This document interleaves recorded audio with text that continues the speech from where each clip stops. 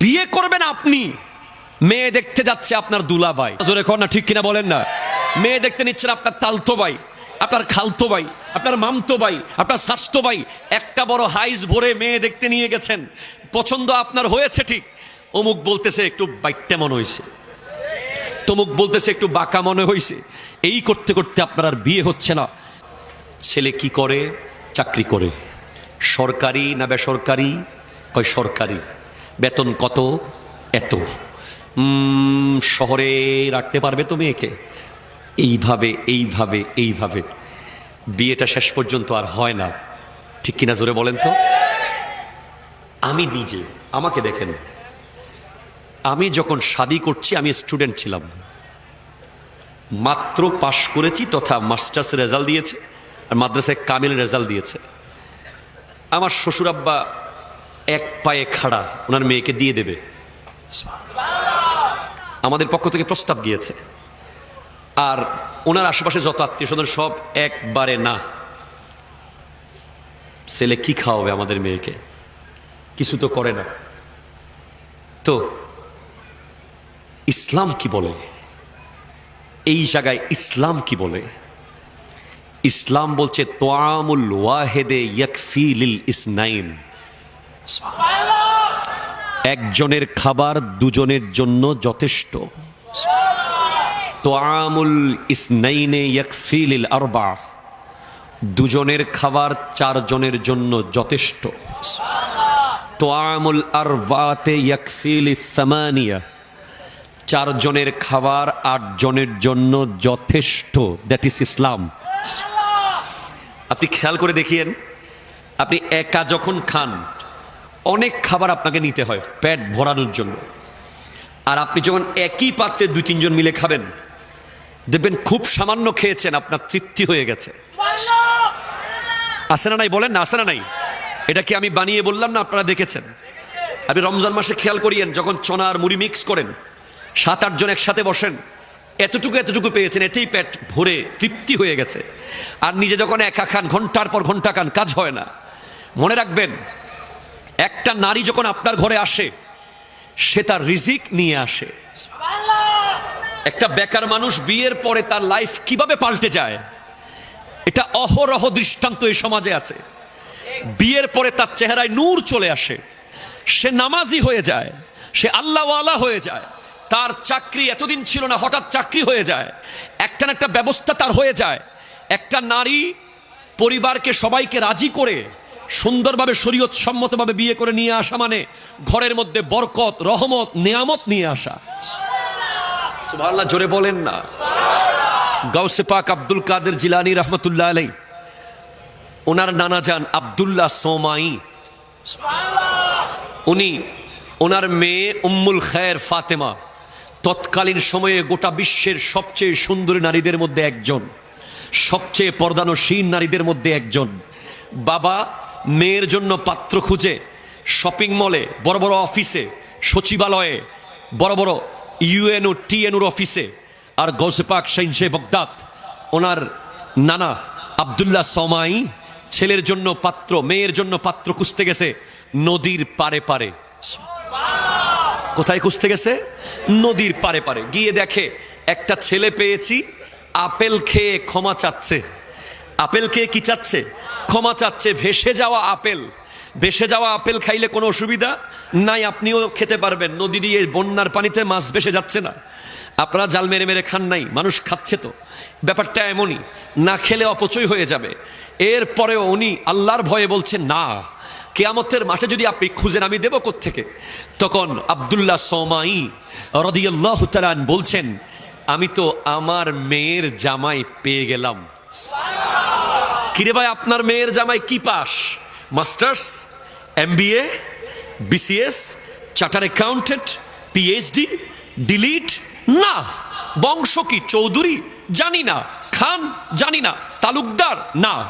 বাপ কি করে? জানি না। মা কে? জানি না। রাস্তা দিয়ে হাঁটছে, আল্লাহর ভয়ে আপেলের জন্য ক্ষমা চাচ্ছে। আমি কোনো পাস ফেল দেখি নাই, তার ডেজিগনেশন দেখি নাই, তার বংশ পরিচয় দেখি নাই, আমি সবচেয়ে আসলটা দেখে ফেলেছি। কি দেখেছেন? ইন্না আকরামাকুম ইনদাল্লাহি আতকাকুম। রব্বুল আলামিন বলছেন আল্লাহর কাছে সবচেয়ে শ্রেষ্ঠ সম্মানিত সে যে সবচেয়ে বেশি আল্লাহকে ভয় পায়। আমি তার ভিতরে আল্লাহর ভয় দেখেছি, সেজন্য আমি তাকে মেয়ের জামাই বানাচ্ছি। আনার পরে 12 বছর কাজ করাইছেন, আরো ট্রাই করছেন আরো ঠিক আছে কিনা দেখি। মেয়ে তো এমন মেয়ে যার পেট থেকে আব্দুল কাদের জিলানী বের হয়েছে। যেমন তেমন নারী না উনি। 12 বছর কাজ করার পরে বলে একটা আপেল ছিঁড়ে আনো। আপেল ছিঁড়ে আনছে, জালিম কাঁচা, খাওয়া যায় না, একেবারে নতুন মাত্র হয়েছে। বলে কি ব্যাপার, 12 বছর কাজ করেও আপেল চিনো নাই? বলে একটা খেয়ে 12 বছর কাজ করাইছেন, আর একটা যদি খাই ফেলাই তো কি হবে সেই ভয়ে আর কখনো মন ভরে আপেলের দিকে তাকাই নাই, এমনি কাজ করেছি। যাও শেষ। একটা মেয়ে আছে ল্যাংড়া লুলা বুবা কানা সব, পারবা? হাসরের মাঠে মাপ করবেন তো? আপেল খাওয়া মাপ করেছেন? হ্যাঁ, মেয়েকে বিয়ে করলেই মাফ করে দেব, ঠিক আছে নিলাম। তারপরও কিয়ামতের মাঠে যেন হিসাবের কাঠগড়ায় দাঁড়াতে না হয়। কত কিছু খেয়ে ফেলেছি আমরা, গোটা গোটা জমি খেয়ে ফেলেছি, কথা কয় না, কথা কয় না, গোটা গোটা বিল খেয়ে ফেলেছি ভাই, গোটা গোটা দোকান মার্কেট গাছপালা একেবারে ভালো মতো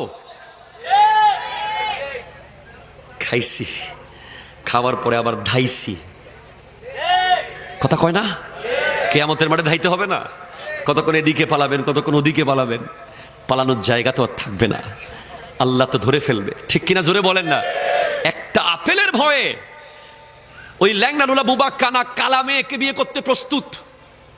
বিয়ে হয়ে গেছে, কবুল বলা হয়ে গেছে, বাসর ঘরে ঢুকবেন, দেখেন আসমানের চাঁদের মতো সুন্দরী এক নারী বসে আছে, আবার ব্যাক করছেন। কি তাকওয়া!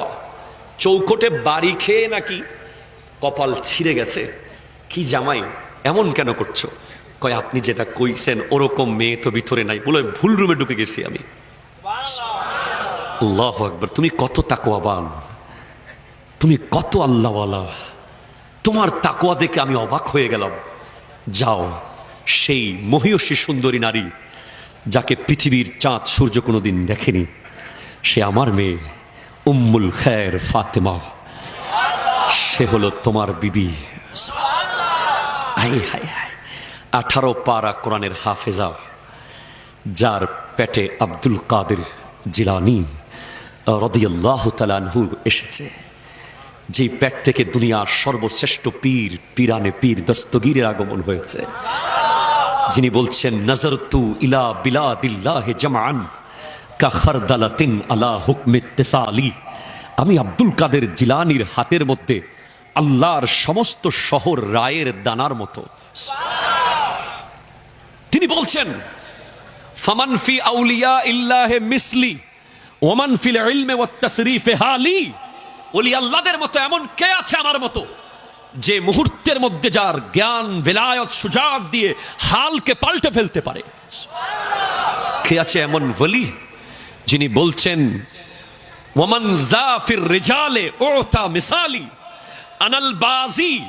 আমি আব্দুল কাদের জিলানী হলাম তরিকতের আকাশের বাজ পাখি। কে আছে আমার মতো যাকে আল্লাহ এমন মকাম দিয়েছে, যিনি 11 বছর পাহাড়ের চূড়ায় আল্লাহর রিয়াজত করেছে, যিনি 40 বছর ইশারের নামাজের উজু দিয়ে ফজরের নামাজ পড়েছে।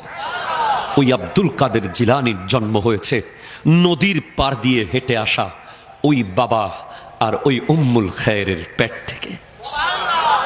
আজকে আপনি আমি কেন হচ্ছি না?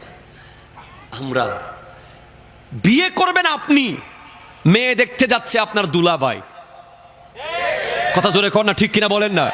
মেয়ে দেখতে নিচ্ছেন আপনার তালতো ভাই, আপনার খালতো ভাই, আপনার মামতো ভাই, আপনার শাস্তো ভাই, একটা বড় হাইজ ভরে মেয়ে দেখতে নিয়ে গেছেন, পছন্দ আপনার হয়েছে ঠিক, অমুক বলতেছে একটু বাইকটা মনে হয়েছে, তমুক বলতেছে একটু বাঁকা মনে হয়েছে, এই করতে করতে আপনার আর বিয়ে হচ্ছে না। অনেক রকমের উল্টাপাল্টা কালচার আমরা ইনজেক্ট করেছি, যার কারণে বিয়ে কঠিন হয়ে গেছে। না না না, বিয়েকে কোনোভাবে কঠিন করা যাবে না। জেনা ব্যভিচার বেড়ে যাবে। আজ জেনা সহজ হয়ে গেছে, বিয়ে কঠিন হয়ে গেছে। ব্যভিচার সহজ হয়ে গেছে, বিয়ে কঠিন হয়ে গেছে। একটা নারীর সামনে গিয়ে একটা পুরুষ যখন আল্লাহর ভয়ে ফিরে আসতে পারে, ব্যভিচার থেকে ফিরে আসতে পারে। সহিহ বুখারী কিতাবুল আম্বিয়ার মধ্যে হাদিস এসেছে, বনি ইসরাইলের 3 জন ব্যক্তি পাহাড়ের এক গুহার মধ্যে আটকে গিয়েছে। বৃষ্টি বাদলের দিনে গুহার দরজা বন্ধ হয়ে গেছে। পৃথিবীতে আর কোনোদিন এই গুহার দরজা খোলার মতো কেউ নাই, সেদিক দিয়ে যাবে। কোনো ধরনের ক্যারেন নাই, কোনো মেশিন নাই। ওরা নিশ্চিত তারা সেখানে মারা যাবেই, সেখানে তাদের মৃত্যু হবেই। এরপরেও ভাবছে আমরা একটু ট্রাই করে দেখি আমাদের লাইফে কোনো নেক আমল আছে কিনা, যেটার কারণে আমরা গুহার দরজা খুলে ফেলতে পারবো। দোয়া করে একজন দোয়া করছে, আল্লাহ, আমার চাচাতো বোনের সাথে আমি একা একটা রুমে ছিলাম, যেখানে আমরা একে অপরের সাথে ব্যভিচারে লিপ্ত হয়ে যেতে পারতাম, কিন্তু কেউ আমাদেরকে বাধা দিত না। শুধু তুমি আল্লাহর ভয়ে আমি আমার বোনের দিকে যাই নাই।